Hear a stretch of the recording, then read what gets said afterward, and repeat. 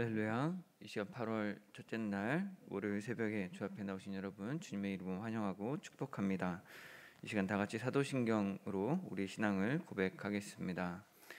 전능하사 천지를 만드신 하나님 아버지를 내가 믿사오며 그 외아들 우리 주 예수 그리스도를 믿사오니 이는 성령으로 잉태하사 동정녀 마리아에게 나시고 본디오 빌라도에게 고난을 받으사 십자가에 못 박혀 죽으시고 장사한 지 사흘 만에 죽은 자 가운데서 다시 살아나시며 하늘에 오르사 전능하신 하나님 우편에 앉아 계시다가 저희로서 산자와 죽은 자를 심판하러 오시리라. 성령을 믿사오며 거룩한 공예와 성도가 서로 교통하는 것과 죄를 사하여 주시는 것과 몸이 다시 사는 것과 영원히 사는 것을 믿사옵나이다. 아멘. 이 시간 찬송가 212장 겸손히 주를 섬길 때 찬양하며 주 앞에 나가도록 하겠습니다.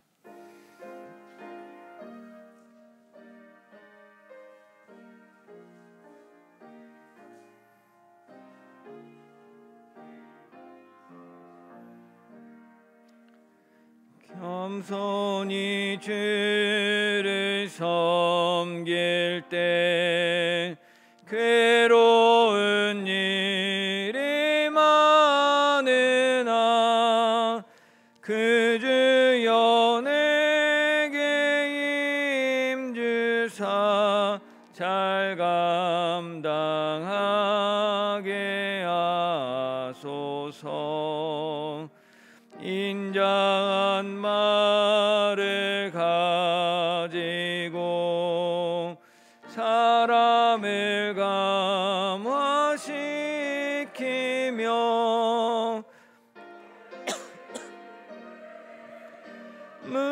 무리를 잘 인도하게 하소서. 그 주의 귀한 인내를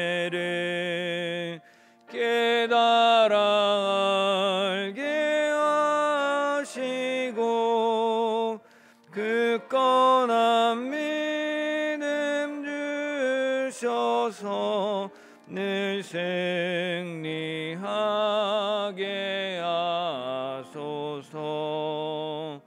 장래의 영광 비추사 소망이 되게 하시며 그 주와 함께 살면서 참 평강 얻게 하소서.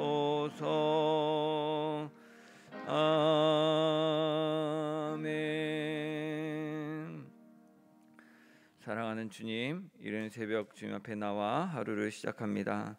이 새벽에 주님 말씀으로 인하여서 우리 가운데 역사하시는 하나님을 바로 알게 하시고 모든 만물이 주님의 주권 아래 있음을, 또 우리가 하나님의 사람으로 주님께 부름받았음을 깨달아 알게 하여 주옵소서.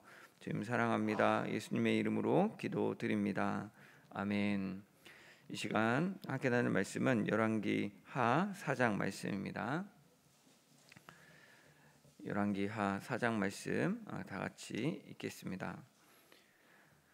선지자의 제자들의 아내 중에 한 여인이 엘리사에게 부르짖어 이르되 당신의 종 나의 남편이 이미 죽었는데 당신의 종이 여호와를 경외한 줄은 당신이 아시는 바니이다. 이제 빚준 사람이 와서 나의 두 아이를 데려가 그의 종을 삼고자 하나이다 하니 엘리사가 그에게 이르되 내가 너를 위하여 어떻게 하랴? 내 집에 무엇이 있는지 내게 말하라. 그가 이르되 계집종의 집에 기름 한 그릇 외에는 아무것도 없나이다 하니 이르되 너는 밖에 나가서 모든 이웃에게 그릇을 빌리라. 빈 그릇을 빌리되 조금 빌리지 말고 너는 내 두 아들과 함께 들어가서 문을 닫고 그 모든 그릇에 기름을 부어서 차는 대로 옮겨 놓으라 하니라. 여인이 물러가서 그의 두 아들과 함께 문을 닫은 후에 그들은 그릇을 그에게로 가져오고 그는 부었더니 그릇에 다 찬지라. 여인이 아들에게 이르되 또 그릇을 내게로 가져오라 하니 아들이 이르되 다른 그릇이 없나이다 하니 기름이 곧 그쳤더라. 그 여인이 하나님의 사람에게 나아가서 말하니 그가 이르되 너는 가서 기름을 팔아 빚을 갚고 남은 것으로 너와 내 두 아들이 생활하라 하였더라. 하루는 엘리사가 수넴에 이르렀더니 거기에 한 귀한 여인이 그를 간권하여 음식을 먹게 하였으므로 엘리사가 그곳을 지날 때마다 음식을 먹으러 그리로 들어갔더라. 여인이 그의 남편에게 이르되 항상 우리를 지나가는 이 사람은 하나님의 거룩한 사람인 줄을 내가 아노니 청하건대 우리가 그를 위하여 작은 방을 담 위에 만들고 침상과 책상과 의자와 촛대를 두사이다. 그가 우리에게 이르면 거기에 머물리이다 하였더라. 하루는 엘리사가 거기에 이르러 그 방에 들어가 누웠더니 자기 사환 게하시에게 이르되 이 수넴 여인을 불러오라 하니 곧 여인을 부르매 여인이 그 앞에 선지라. 엘리사가 자기 사환에게 이르되 너는 그에게 이르라. 내가 이같이 우리를 위하여 세심한 배려를 하였도다. 내가 너를 위하여 무엇을 하랴? 왕에게나 사령관에게 무슨 구할 것이 있느냐 하니 여인이 이르되 나는 내 백성 중에 거주하나이다 하니라. 엘리사가 이르되 그러면 그를 위하여 무엇을 하여야 할까 하니 시가 대답하되 참으로 이 여인은 아들이 없고 그 남편은 늙었나이다 하니 이르되 다시 부르라 하여 부르매 여인이 문에 서니라. 엘리사가 이르되 한 해가 지나 이때쯤에 내가 아들을 안으리라 하니 여인이 이르되 아니로소이다. 내 주 하나님의 사람이여 당신의 계집종을 속이지 마옵소서 하니라. 여인이 과연 잉태하여 한 해가 지나 이때쯤에 엘리사가 여인에게 말한 대로 아들을 낳았더라. 그 아이가 자라매 하루는 추수꾼들에게 나가서 그의 아버지에게 이르렀더니 그의 아버지에게 이르되 내 머리야 내 머리야 하는지라. 그의 아버지가 사원에게 말하여 그의 어머니에게로 데려가라 하매 곧 어머니에게로 데려갔더니 낮까지 어머니의 무릎에 앉아 있다가 죽은지라. 그의 어머니가 올라가서 아들을 하나님의 사람의 침상 위에 두고 문을 닫고 나와 그 남편을 불러 이르되 청하건대 사환 한 명과 나귀 한 마리를 내게로 보내소서. 내가 하나님의 사람에게 달려갔다가 돌아오리이다 하니 그 남편이 이르되 초하루도 아니요 안식일도 아니거늘 그대가 오늘 어찌하여 그에게 나아가고자 하느냐 하는지라. 여인이 이르되 평안을 비나이다 하니라. 이에 나귀의 안장을 지우고 자기 사환에게 이르되 몰고 가라. 내가 말하지 아니하거든 나를 위하여 달려가기를 멈추지 말라 하고 드디어 갈멜산으로 가서 하나님의 사람에게로 나아가니라. 하나님의 사람이 멀리서 그를 보고 자기 사환 게하시에게 이르되 저기 수넴 여인이 있도다. 너는 달려가서 그를 맞아 이르기를 너는 평안하냐 내 남편이 평안하냐 아이가 평안하냐 하라 하였더니 여인이 대답하되 평안하다 하고 산에 이르러 하나님의 사람에게 나아가서 그 발을 아는지라. 게하시가 가까이 와서 그를 물리치고자 하매 하나님의 사람이 이르되 가만두라. 그의 영혼이 괴로워하지만은 여호와께서 내게 숨기시고 이르지 아니하셨도다 하니라.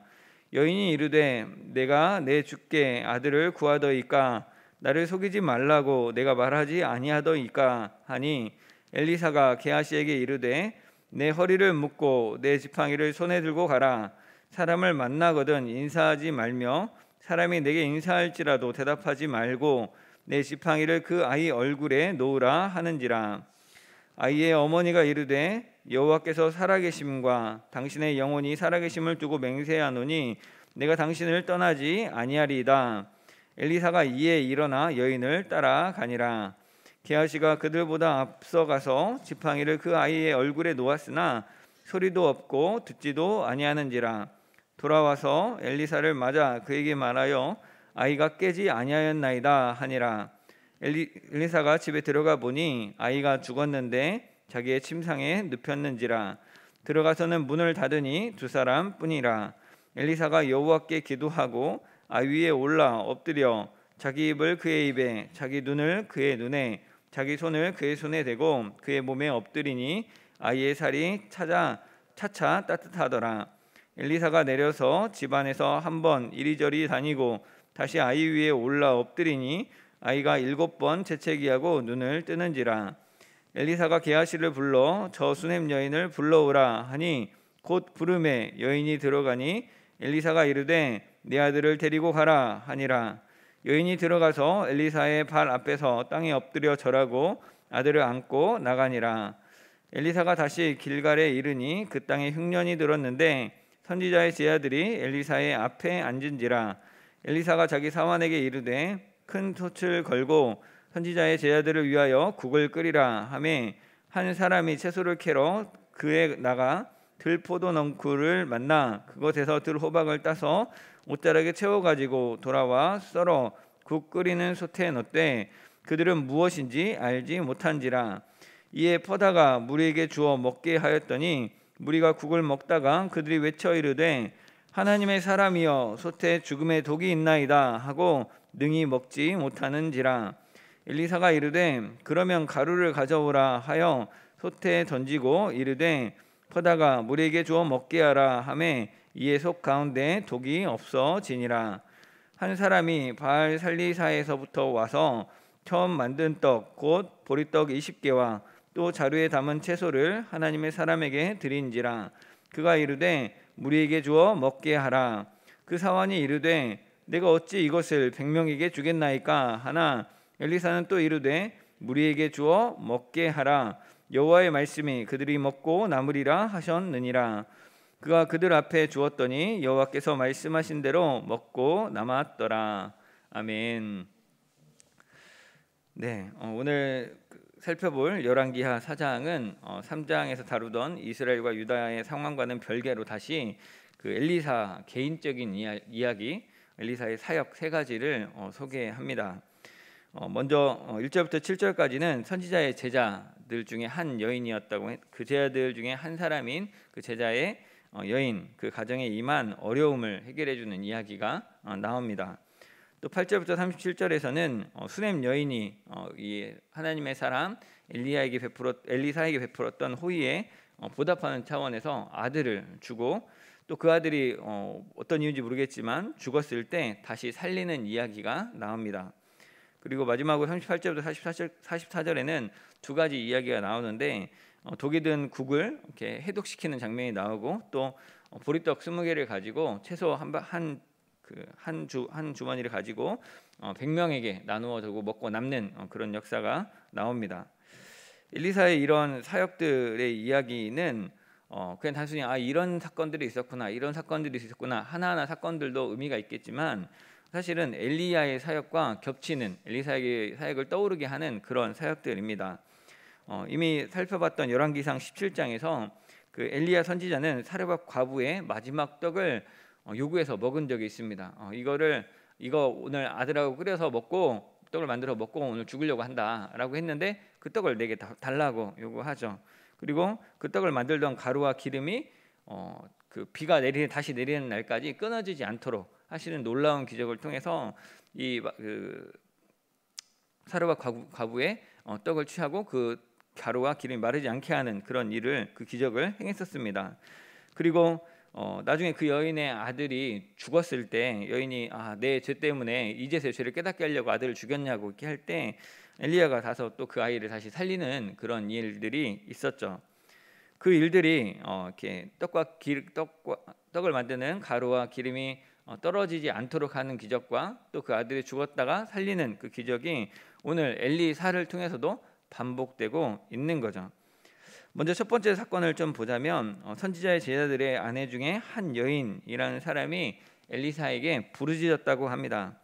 엘리사 선지자를 따르는 제자의 아내인 이 여인은 자신의 남편, 그러니까 그 선지자의 제자라고 하는 그 사람이 죽었습니다. 근데 그 남편이 죽으면서 남편 생전에 있던 그 빚을 갚지 못하게 되고 또 그 결과로 율법대로 이스라엘 가지고 있는 율법대로 빚을 갚지 못하면 그 빚 금액만큼은 또 가서 종으로 살고 빚을 다 탕감한 뒤에는 해방할 수 있는 그런 법이 있었는데 그거에 의해서 자기 두 아들을 종으로 빼앗기게 되는 그 처지에 놓였다는 것이죠. 이런 상황을 엘리사에게 고백하면서 도움을 요청하고 있었는데 이 모습을 보면 오늘날도 그렇지만 경제적인 어려움은 삶을 참 곤란하게 만들죠. 선지자의 제자로 여호와를 경외하며 자신의 삶을 하나님을 위해 드렸는데 그러면 뭔가 하나님이 보호하시고 지키시고 더 형통케 되고 이런 은혜가 있기를 기대하는데 오히려 이 가정은 그 삶이 어떤 이유인지 모르겠지만 남편 선지자의 제자라고 하는 오늘날로 보면 뭐 목회자나 선교사 아니면 또 평신도 중에서도 주님을 굉장히 사랑하고 헌신했던 그런 사람이 죽은 거죠. 그리고 그 사람이 죽은 다음에 나머지 가족들이 굉장히 어려운 삶을 마주하고 살아야 되는 생활구에 시달리게 되었던 것이죠. 이 상황을 벗어나기 위해서 이 여인이 했던 일은 그 선지자를 찾아가서 도와달라고 하는 거죠. 이런 상황에서 벗어날 수 있게 해달라 요구를 하는 겁니다.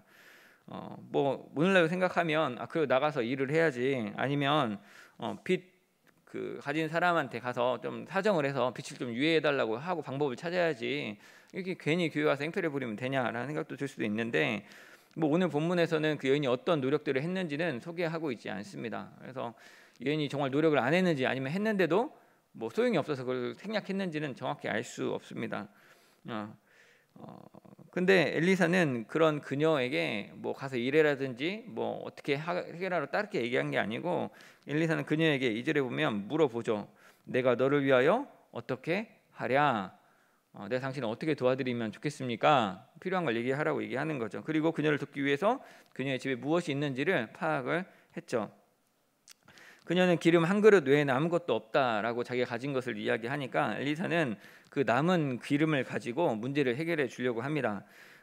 그 남은 것으로 그 빈 그릇을 주변에 빌려와 가지고 거기다 기름을 부어줄 테니까 그 문을 닫고 기름을 부어가지고 그걸 다 채워서 그걸 팔아서 갚는 빚을 갚는 그리고 두 아들과 이 여인이 남은 기간도 생활할 수 있도록 하는 방법을 통해서 문제를 해결해 주었죠.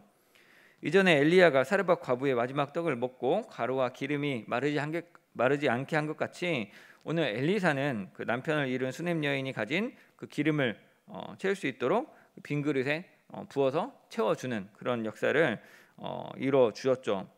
그래서 뭐 정확하게 몇 집이나 가서 몇 그릇을 빌려왔는지는 모르겠지만 여인과 그 두 아들이 빌려올 수 있는 한 자기들이 노력한 만큼 10개면 10개, 20개면 20개 믿으면 분량대로 그 그릇을 다 채워 주었죠.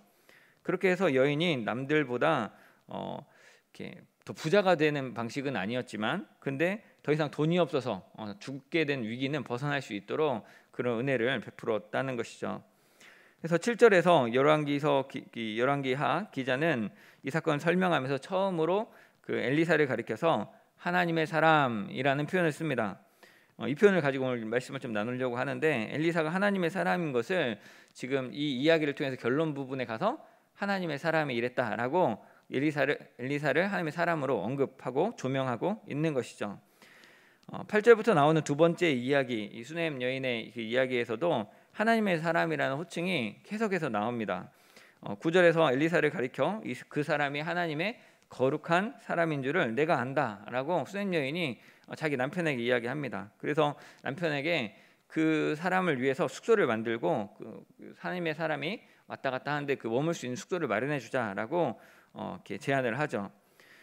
이 숙소에 머물던 엘리사가 그 여인을 위해서 무엇을 해줄까를 고민하고 그 사환인 게하시에게 물었죠. 그 여인이 특별히 필요한 게 없다라고 했지만 그 엘리사의 종 게하시가 이 여인은 남편이 나이가 많고 아직 수중에 아이가 없다라는 걸 알려주자 엘리사는 그 전에 하나님께서 아브라함의 아내 그 사라에게 내년 이맘때쯤에 아들이 있으리라 한 것 같은 똑같은 표현으로 이 수넴 여인에게 그 아들을 약속하죠. 그러자 16절에서 여인은 다시 한번 내 주 하나님의 사람이여라고 부르면서 엘리사를 하나님의 사람으로 직접 부릅니다. 그러면서 이때 그 아들을 주겠다는 약속을 믿음으로 감사함으로 받는 게 아니라 그 나를 속이지 마라, 나한테 이런 장난치지 마라 이런 식으로 대답을 합니다. 근데 1년 뒤에 뭐 실제로 엘리사가 말한 대로 아들을 낳았고요.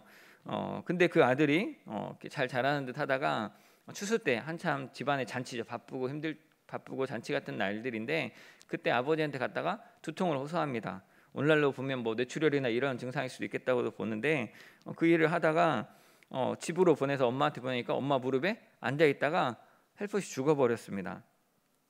이 죽음에 대해서 이 여인은 좀 남다르게 행동하죠. 이걸 가지고 슬퍼하거나 통곡하거나 막 사람들에게 이것도 막 어떻게 낫게 하려고 시도도 못했는데 그 상황을 이 아이를 데려다가 하나님의 사람의 숙소에다 눕혀놓고 남편에게 내가 하나님의 사람에게 좀 갔다 와야겠다, 사람을 좀 붙여줘라 해가지고 갔다 오겠다고 나서는 거죠.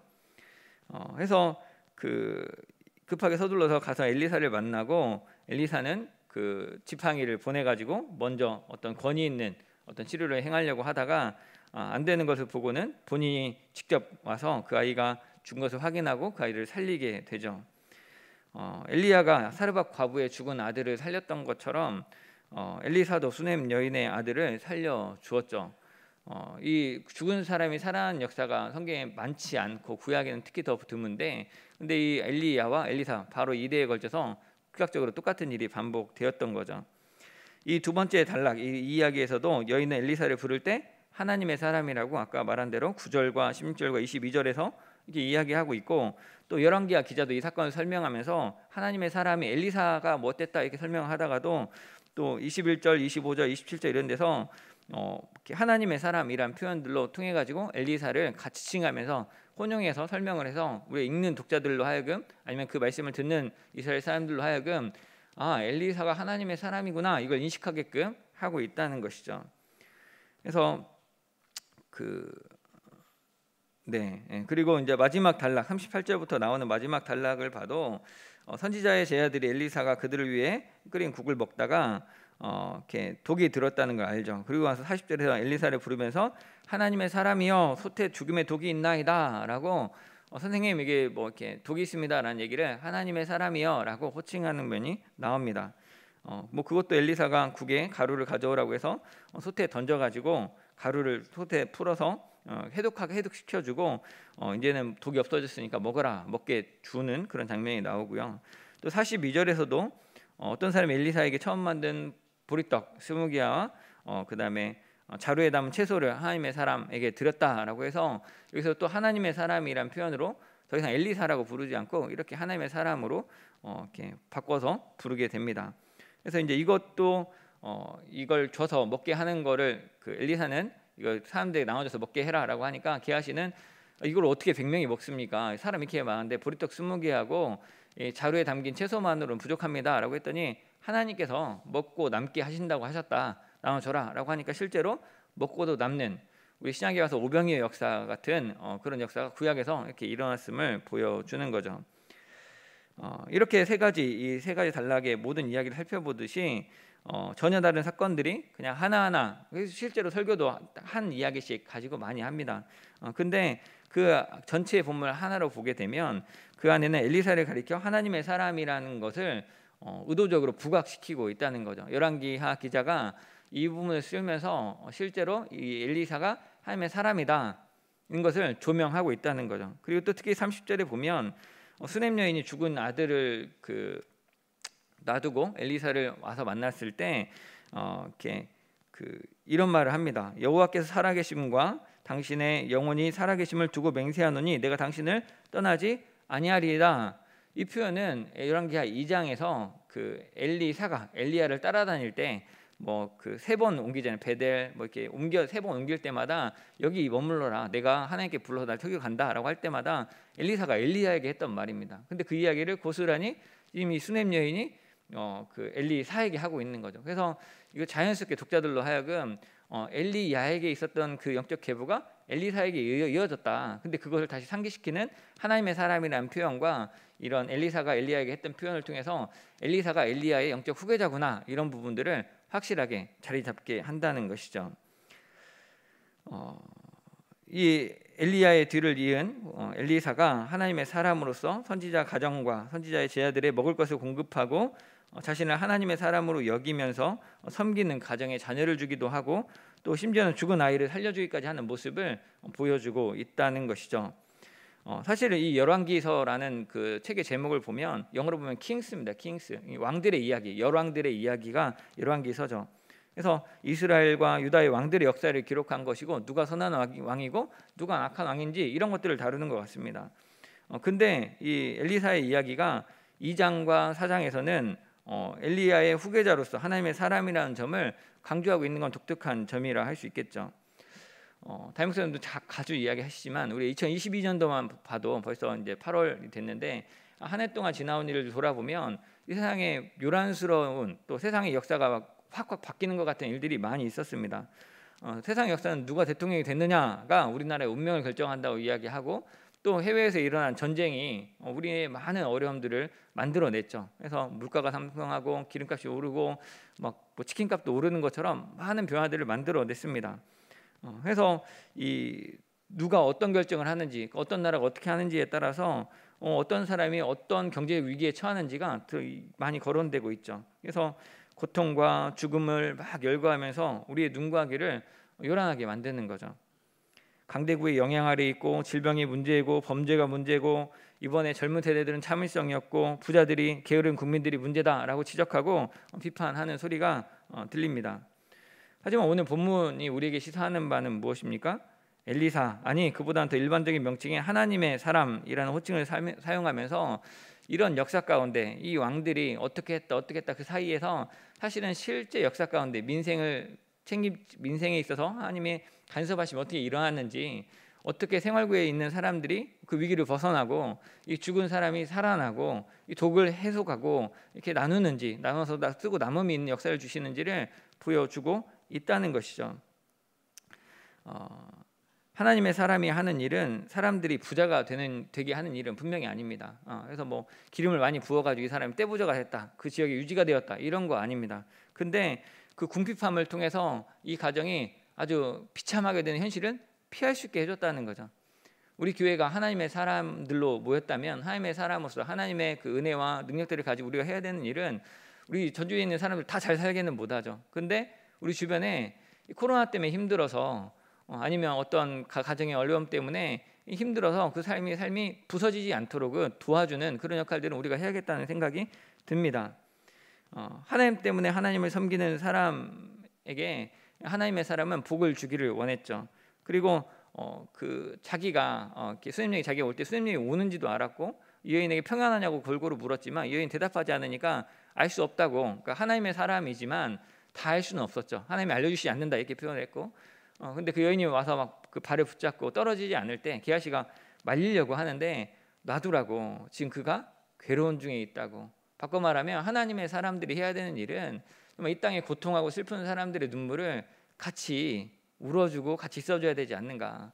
이 교회 문턱이 너무 엄중해서 외부에 있는 밖에 있는 상하고 슬픈 마음, 찢긴 마음 있는 사람들이 저 앞에 나오지 못한다면 이거 안 되겠죠.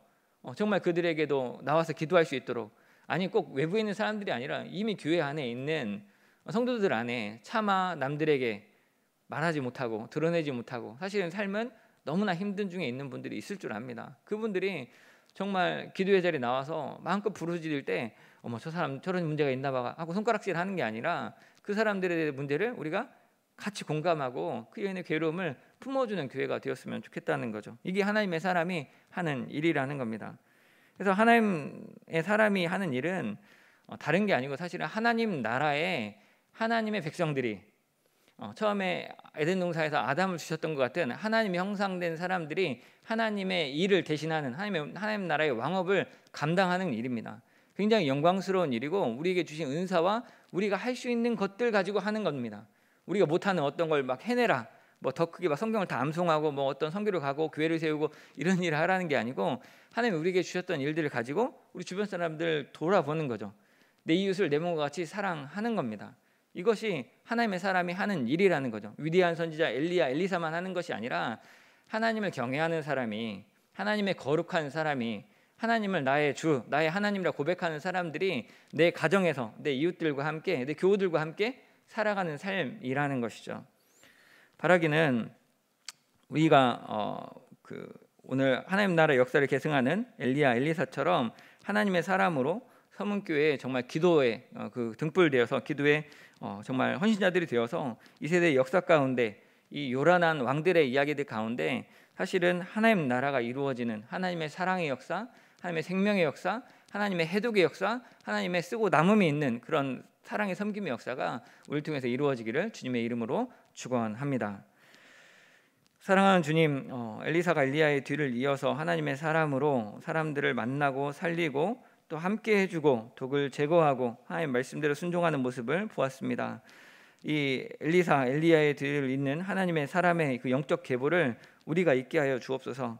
고통과 위기 중에 있는 이들을 돌아보게 하시고 하나님 때문에 우리를 존귀케 여기는 이들을 정말 당연하게 여기는 것이 아니라 그들을 오히려 감사히 여기고 또 그들에게 우리가 할 수 있는 호의를 베풀고 또 그들의 어려움들을 우리 함께 공감하며 울어주는 저희 될 수 있도록 주님 도와 주옵소서. 주님 사랑합니다. 예수님의 이름으로 기도드립니다. 아멘. 이 시간 기도할 때 우리 주신 말씀 생각하고 먼저 기도하기 원합니다. 엘리야의 뒤를 이은 엘리사를 하나님의 사람으로 여기며 세상 역사의 요란함이 아니라 내 삶의 자리에서 그 만나는 그 이웃들에게 하나님의 사람으로서 돕고 또 함께하고 감사하고 위로하며 생명을 지키는 삶, 우리도 하나님의 사람으로 감당하게 해달라고. 또 그래서 우리가 일들을 하는 데 있어서 우리의 능력이 필요할 수 있고 하나님의 지혜가 필요할 수 있습니다. 그 능력과 지혜를 주시라고. 또 우리가 하나님을 바라보면서 하나님의 형상으로서 먼저 그의 나라와 의를 구할 때 하나님 모든 걸 더하시는 그 역사를 통해서 우리가 할 수 없는 우리 이웃 사랑, 우리 가정을 섬기고 이 교회를 살리는 일, 이 지역의 아픔들을 감당한 일을 감당하게 해달라고 이 시간 주신 말씀 생각하면서 주 앞에 기도하겠습니다. 사랑하는 주님 아버지, 이 시간 주 앞에 기도합니다.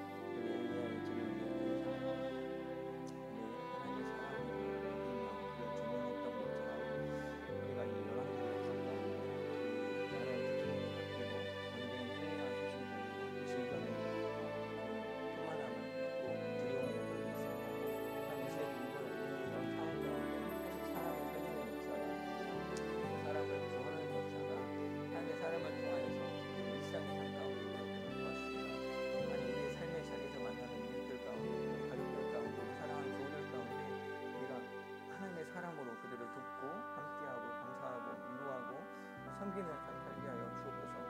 우리는 지혜가 부족하고 능력이 부족합니다. 주님, 우리의 능력과 우리의 지혜로 하는 일이 아닌 줄 압니다. 정말 엘리사가 하나님의 선지자로서 하나님의 능력으로 일을 감당했던 것처럼 우리가 하나님을 경외하며 하나님을 높이며 하나님의 형상으로 하나님의 사람으로 하나님의 일을 감당하는 삶을 할 수 있도록 주님 도와주옵소서. 주님 가운데 아픔을 가진 자들이 있으니까 주님과 우리 아픔을 우리가 돌아보게 하시고 함께 울고 함께 웃는 진정한 교회 되게 하여 주옵소서. 시대 가운데 이 사람들 다 부족할 수 없지만 그들의 삶이 이 가난 가운데 위협받고 붕괴되지 않도록 부서지지 않도록 지키는 자들이 될 수 있도록 예수를 모아서 사랑하셔 될 수 있도록 주님 도와주옵소서. 우리는 부족한데 우리는 연약하고 우리는 죄인인데 우리를 하나님의 사람이란 이유로 존귀케 여기는 귀한 믿음의 사람들이 있습니다. 우리 장로님들 목회자를 섬길 때 또한 성도들의 전도와 십자와 그것을 직분자로 존귀케 여길 때 그것들이 마땅히 여기지 않게 하시고 우리가 그 섬기는 그 귀한 수단님 같은 그 귀한 이들을 돌아보고 감사하며 하나님 앞에서 하나님의 그 복을 그들에게 빌어주며 그 삶을 돕는 우리가 하나님의 사람의 진정한 그 책임과 권위를 가지고 살아갈 수 있도록 지금 도와주십시오. 하나님 가정에 어려움이 있습니다. 지금 지켜주시고 우리는 부족합니다. 주님 우리가 함께 기도할 때 주님 이름으로 기도할 때 지금 들어주시고 그 죽은 자를 살리는 하나님의 역사가 이 땅 가운데 있는 깨진 가정과 또 어려움 가운데 있는 가운데 소망이 되어주시고 살길이 되시고 소망이 되어주시고 하나님 아버지 우리가 이 정말 먹고 싶은 걸 먹지만 정말 좋은 의도로 먹게 하고 싶지만 독이 있어서 먹지 못하는 일들이 있고 또한 우리가 먹기엔 부족해 보이는 일들이 많이 있습니다. 하지만 하나님의 사람이 그 일들 가운데 우리 여호와의 말씀을 기준 삼아서 이 정말 그 사람들이 주어 먹게 하고 남는 역사를 하나님의 말씀의 역사를 경험했던 것처럼 우리도 이 삶 가운데 그런 믿음의 역사를 경험할 수 있도록 주어 도와 주옵소서. 주님 월요일은 나라와 민족을 위해서 기도하는 날입니다. 지금 여전히 코로나가 확산돼서 많은 두려움 가운데 있습니다. 바이러스 확산을 막기 위해서 노력하고 있는 정부와 관계부처, 의료 관계자들에게 새 힘을 더하여 주시고 하나님께 주신 지혜와 능력으로 방역과 치료를 잘 감당하게 해달라고 우리가 하나님의 사람으로서 이 코로나를 위해서 하나님께 은혜를 구하며 나가도록 하겠습니다. 기도하겠습니다.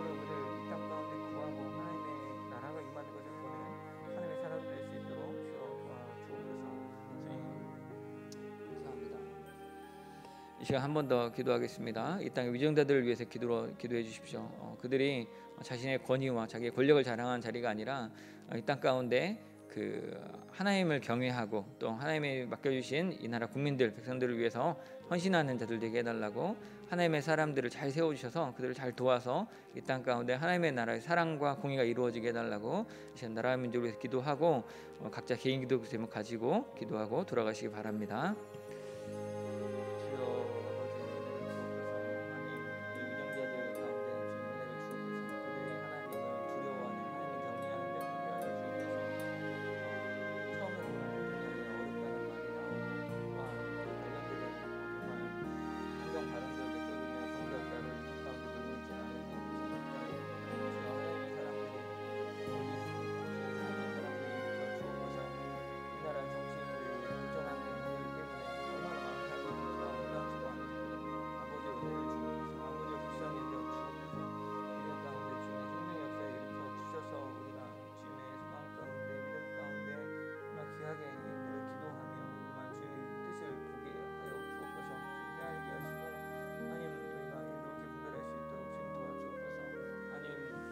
위정자들 가운데 대통령과 총리와 장관들 가운데 우리는 또 여러 지도자들 가운데 이 도지사와 시장 가운데 주변에 내려주셔서 그들이 자신의 이익을 구하는 자가 아니라 하나님을 경외하며 하나님 백성을 위하여 헌신하는 자들 될 수 있도록 주님 도와주옵소서.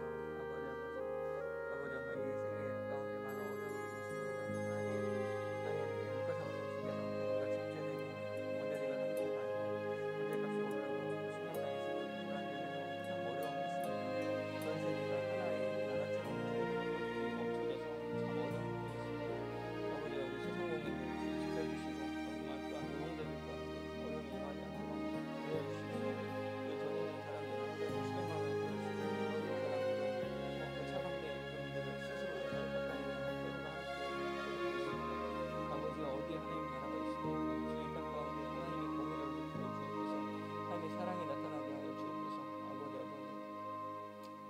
땅 가운데 이 세대 가운데 평화를 허락하여 주옵소서.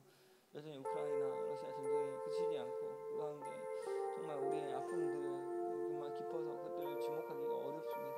아버지 이들의 국제사회의 노력들이 있게 하시고 우리의 이익을 위하여서 이들을 서로를 다시 한번 편을 가지고 나누고 다투는 저희 가운데 있습니다.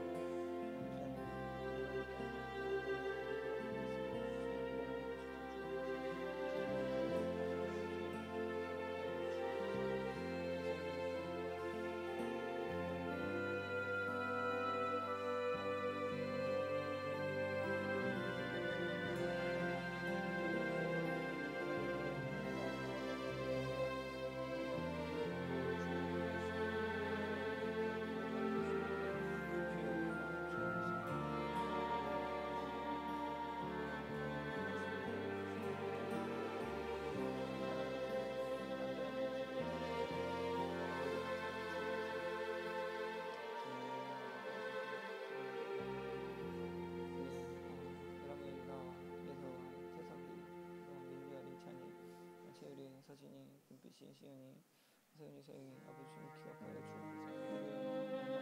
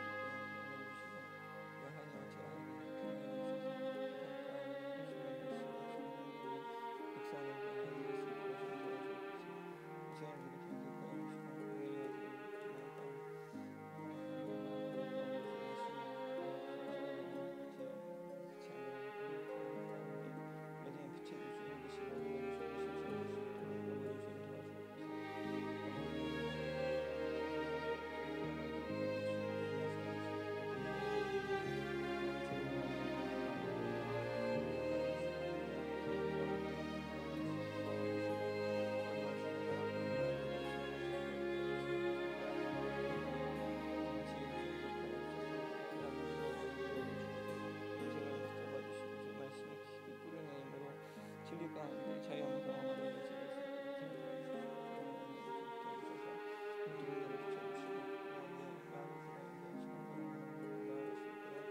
주님 도와주옵소서.